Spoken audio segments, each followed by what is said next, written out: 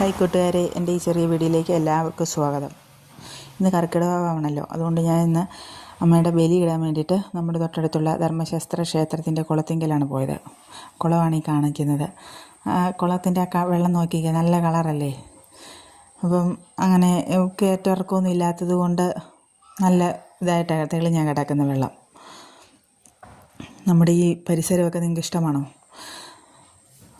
നല്ല വഴി, നമ്മുടെ അമ്പലത്തിൽ കുളത്തിലോട്ട് പോകുന്ന വഴിയാണ് കേട്ടോ ഇത്.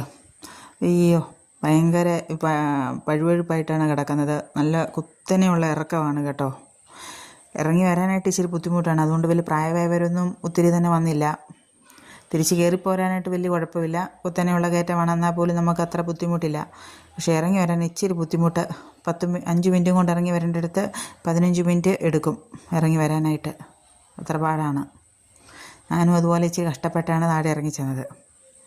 എങ്ങാനും കാലൊന്ന് സ്ലിപ്പായി പോയാൽ അങ്ങ് താഴെ കുളത്തിൻ്റെ അവിടെ പോയി നമ്മൾ കിടക്കും.